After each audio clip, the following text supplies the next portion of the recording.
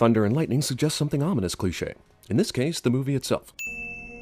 2.5 minutes of aerial ice credits. Oh man, they dragged 3 actors I really love into this, didn't they? This asshole barely made it over in the first place. Now he suddenly can jump farther, even with more weight? Jack had no ice pick in his hands when he went over the ledge. Are we supposed to believe that after he fell, he was able to grab it from his coat, swing it into the ice, and save himself all in one motion? When do you think this could happen, Professor? When? I don't know. Maybe in 100 years, maybe in 1,000. Which, according to the Book of Scientific Estimations in a Roland Emmerich film, means 10 minutes. But what I do know is that if we do not act soon, it is our children and our grandchildren who will have to pay the price. But you just said you didn't know when it would happen. Now you're certain it's going to happen within 2 generations? Well, the last chunk of ice that broke off was about the size of the state of Rhode Island. That's the smallest state in the U.S. That's 1,214 measly square miles. When it's the size of Texas, get back to me, Professor. I'm here at the Global Warming Conference in New Delhi, where if you can believe your eyes, it's snowing. Extremely strange weather projected to happen a long time from now just happens to be taking place during the freaking Global Warming Conference. The name's Rapson. Terry Rapson. Professor Rapson? All good scientists in movies have heard of every scientist that ever approaches them, has read their work, and remember their freaking names. Absolutely. We can hail a cab. In India, with thousands of people hailing cabs and making noise in a blizzard, the ability to whistle is not an asset. Guy at the important science research place is sleeping on the job cliché. Soccer. Oh, wait, we're in Scotland, aren't we? So that sin should be football. Also, Manchester United. This guy just happens to witness the only goal ever scored in this sport ever. Where is 4311? Oh, it's, The location was on that very screen when you started hitting buttons, but helpful map of the United States gives the audience a good idea where it is, I guess. Kick the ball. Come on. Come on, kick it. Do true football fans sit in front of the TV and demand players to kick the ball? That's all they f***ing do.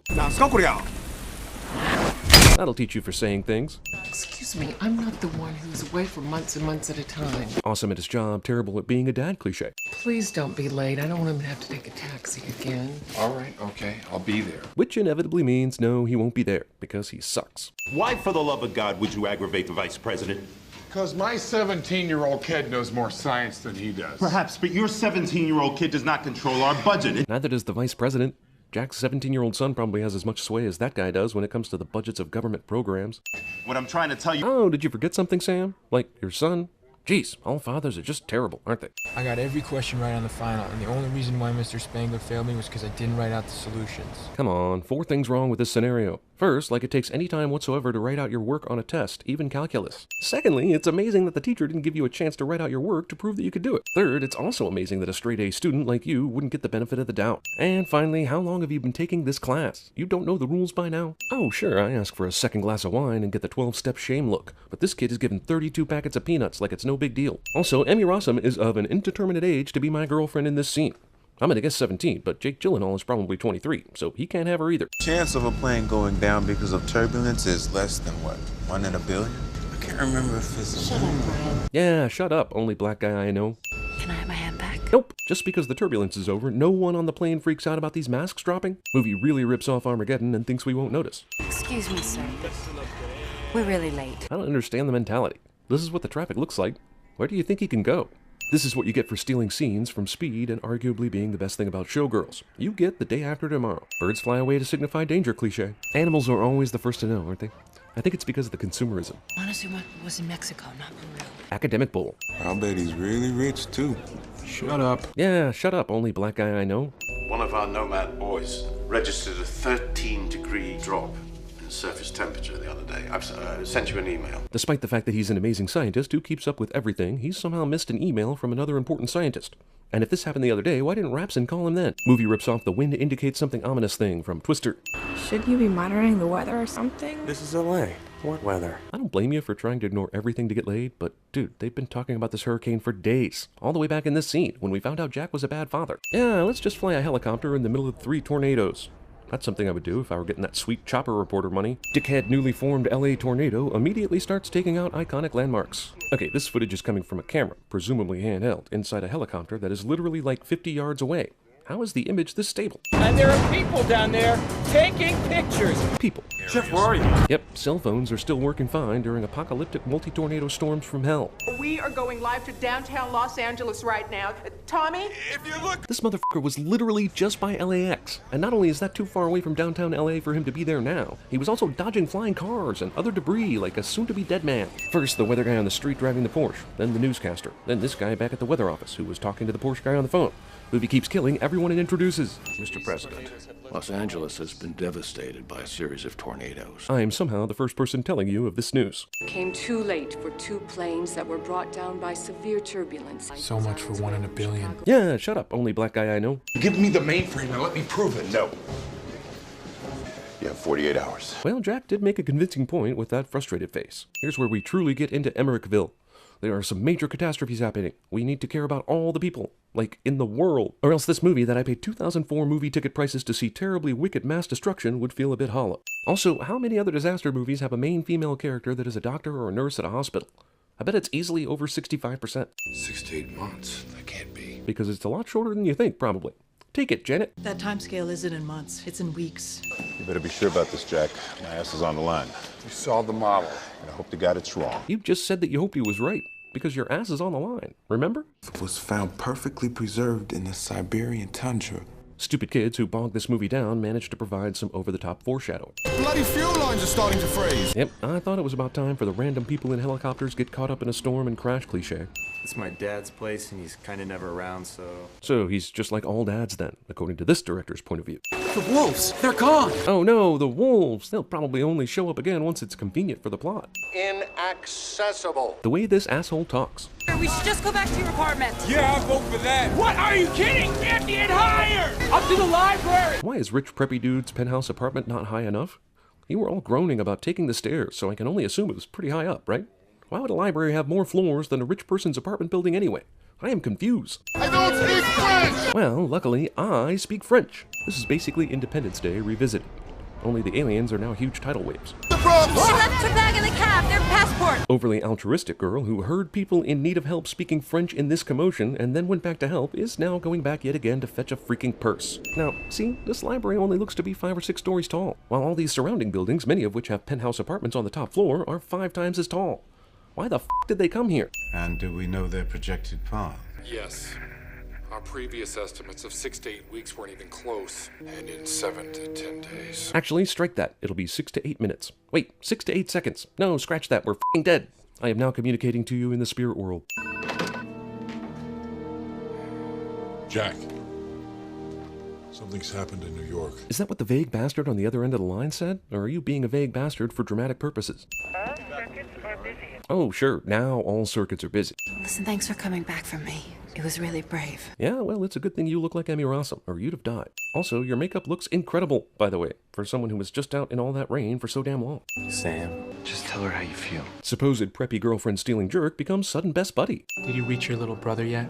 No, there's still no service. Damn cell phones. Yeah, they're so unreliable during ice ages. Older payphones draw their power directly from the telephone line. Okay, but didn't New York get flooded by huge tidal waves that likely knocked power lines and telephone lines down? Massive flooding accounts for something, doesn't it?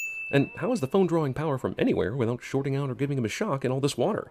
It's still electricity, right? Movie spends an awful lot of time trying to make us think Sam didn't survive this. Let's find some dry clothes for you. In the library. While I'd love to give the movie points for the clever library lost and found as the source for dry clothes, I can't, because no lost and found would have this many clothes in it. And besides, who takes off their pants or shirt at the f***ing library and then forgets about it? I'm using my body heat to warm you. Luckiest hypothermia ever. If we let the blood from your arms and legs rush back to your heart too quickly. Well, don't worry about that, because most of the blood is in his penis right now. Okay, this is where these f***ers are. And I'm calling 100% bullshit on any boat, let alone a boat this f***ing big, managing to make its way here through the water streets without smashing into a building and getting stuck. How did it even get through the obviously narrower street it appears to have just come through? Evacuate. Everyone south of that line. Even if that's the most scientific answer, that's f***ing ludicrous and impossible, and I'm not sure how this smart professor thinks this would be remotely possible. Their best chance is to stay inside, try to ride it out, pray. But after the storm, didn't you say it was going to be an ice age? Will the staying inside and praying still help then? Give the order for the National Guard to evacuate the southern states. The f*** are we going to tell them to go? Mexico? Should we tell Mexico to expect 150 million people in the next 12 hours? And won't that create a bottleneck at the border? Gentlemen, to England. Yep, too bad you weren't American scientists. You could have survived this. You'll kill an Indian guy much the same way in 2012. You know, we already did 2012, but it's amazing how much Emmerich copied himself note for note with that movie. We haven't been able to reach Peter's parents. Oh no, not Peter. That kid was more important than everyone else at this hospital. If you were going to get into a truck anyway, what was all that bullshit earlier about you walking the whole distance? You can't make it to New York, Jack. I've walked that far before in the snow. Just half an hour ago, Mexican officials closed the border in the light of so many U.S. refugees who are fleeing south. Irony. And now, in a dramatic reversal of illegal immigration. Oh my God, he did not just say that out loud. Also, once the president gave the go-ahead for the southern states to evacuate, why didn't he speak with the Mexican president to make sure it was okay? You can't hope to displace millions of people and expect them all to go... What were the choices? Texas, parts of Florida that aren't flooded, Mexico. I mean, you need Mexico in this scenario. You can't burn books. No. Dean Koontz, L. Ron Hubbard, Dan Brown, Sidney Sheldon, those kind of books are pretty much expendable. And hey, I don't hate Stephen King, but you could throw Firestarter in there just for the irony. We're not gonna last very long on M&Ms and potato chips. What about the garbage cans? There's always something to eat in the garbage. Haha, he's homeless. This is only possible because the president was able to negotiate a deal to forgive all Latin American debt. Mexico offered a deal if the United States forgave all Latin American debt? You realize that Latin America encompasses way more than Mexico, right? How does Mexico speak for every Latin American country? This raises way more questions than it answers. Was there only one patient in the entire hospital whose family couldn't get there to pick him up? And she's the only nurse, doctor, whatever, staying behind in the entire hospital? A Gutenberg Bible. It was in the rare books room. You think God's gonna save you? Couldn't this dialogue have gone to the main actors in the movie?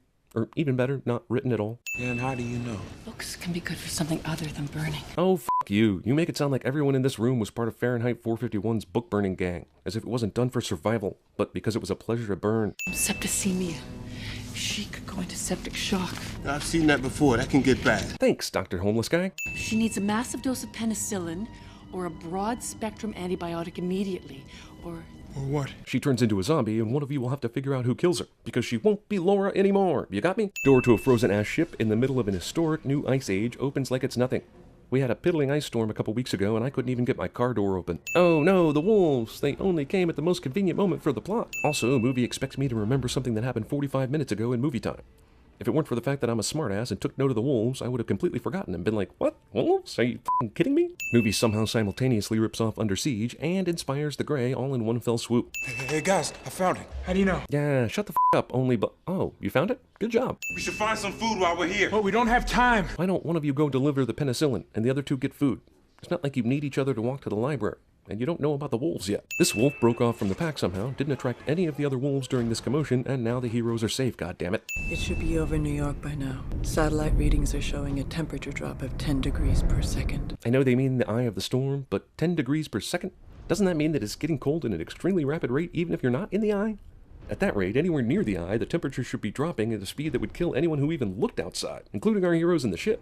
We gotta get back right now. It's 10 below. No, 20. I mean, damn, it's 30 below. It's 40 below. Let's run already. All right, I beat the wolves. It's only negative 1200 degrees, and now he's frozen. Oh my God. I just realized this movie is tolerable if you view it as a prequel to Snowpiercer. Can I interest you in a Frosty? Jack is a dick to his unconscious fellow scientist. Movie is literally trying to create tension through a race against cold. Close the door! Because cold is notorious for being unable to penetrate doors. Also, look, they're in a room with windows. Are you telling me that the insane cold can't make it through glass? Shit, that stuff should be breaking right now. Does the cold only follow the paths laid out by the library? Staten Island. What do you think's gonna happen to us? What do you mean? I mean, us. Civilization. Of course you did. It was so clear by how you phrased the question. How are you alive right now? Sure, you're in a tent, but shit. Don't you need massive amounts of fire and heat for 7 to 10 days like the movie said earlier? How are you not cliché sickles at this point? I mean, if the movie even tried to explain how the freezing temperatures and death conditions worked, even once, I might not have so many questions here at the end. Mankind survived the last ice age. We're certainly capable of surviving this one. All depends on whether or not we're able to learn from our mistakes. After what you just said, it sounds like ice ages happen with or without our mistakes. Jack, you know the chances for Sam. They're pretty slim, I know, because he's inside a stone building with a fire, and we've got this thin tent and a light. We're getting scattered reports that the storm is dissipating over North America. Can you confirm? Affirmative. What? You're looking at f***ing Italy. That is 100% Europe, you space dicks. It's finally clearing. Earth is listening to the humans' collective consciousness to stop depending on fossil fuels. It took mercy on us. We're over Europe right now. Exactly. Then why did you answer affirmative about North America? What will really blow your mind is that that's the ship from 2012. In 2004. It's a total mindfuck of derivativeness. Of course, they're all asleep. There has to be some suspense, I guess, for the dad, that his son might be dead, despite the raging fire in the background. Also, why didn't Jack yell when he got in here? Like, "Yo, son, are you awake? And if you think schools are closed today, you've got another thing coming because this is some pussy-ass snow." Who is that? My father. Cheese overload. Consuming our planet's natural resources without consequence. We were wrong. Movie that has spent 2 hours scolding you for global warming wraps up with one final scolding about global warming. Also, why is the president giving this address on the Weather Channel? I get all the weather shit that happened, but not one single person in the U.S. would watch a presidential address on the Weather Channel. Only a few hours ago, I received word that a small group of people survived in New York City. Sorry, Mom, it was Donald Trump and the cast of The Apprentice, and Derek Jeter. So, worst case scenario. This unlikely couple got married shortly after this helicopter ride. They divorced 5 hours later. Wah, wah. Wait, how did these assholes survive? Did they all have fireplaces in these buildings? I don't see any chimneys on the rooftops. I bet their stories were better than this one, too. This unlikely couple got married shortly.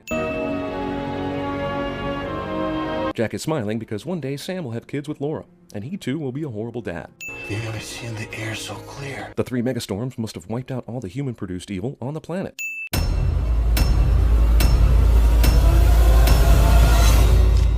Icy wiener.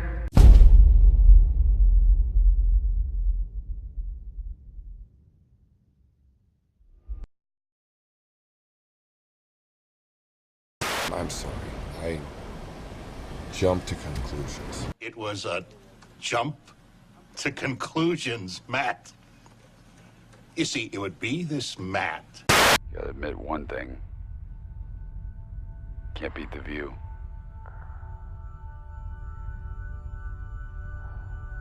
So what do you like about being up here? Look at here, Buddha. These people and their cars and their exhaust. And everybody got AIDS and shit. I'm afraid that my condition has left me cold to your pleas of mercy. This thing looks just like a hurricane. Here I am, rock you like a hurricane. And then one day he was shooting at some food, and up through the ground come a bubbling crude. Okay, so what do you need? Besides a miracle. Guns. Lots of guns.